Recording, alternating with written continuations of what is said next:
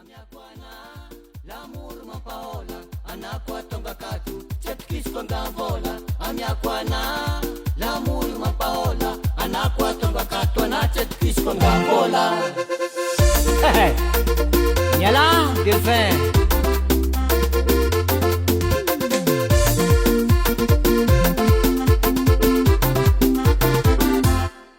tanga tik tik baya mtoto jahab tamatave sato manantare amya nimero fana roti yako idola fikiava sada sika swapianga Amiakwana lamuru mapaola anakwa tonga katu chetukiswa ngavola. Amiakwana lamuru mapaola anakwa tonga katu na chetukiswa ngavola.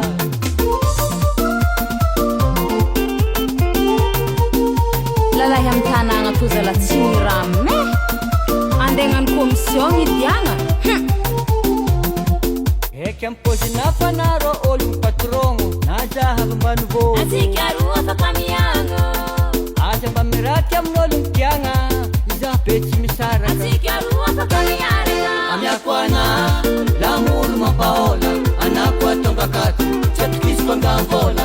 Amiakwana lamuru mapaola anakwa tonga katu na chetukiswa ngavola. Ha, yo ndika mga chomni nkoni bitu.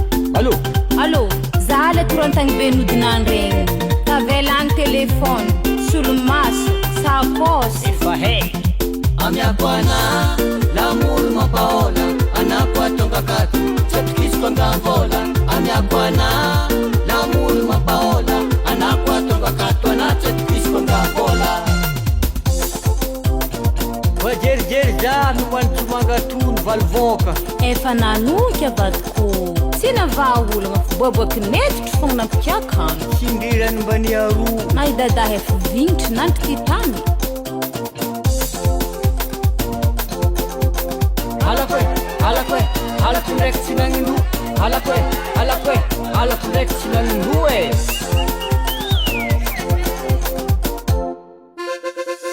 Anam nagnantegna fitiavagna lalagna takotako azete konigny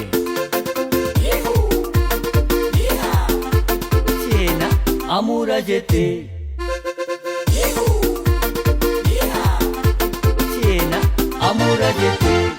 Amiakwana lamuru mapaola anakwa tonga katu chetukiswa ngavola. Amiakwana lamuru mapaola anakwa tonga katu na chetukiswa ngavola. Amiakwana lamuru mapaola anakwa tonga katu chetukiswa ngavola.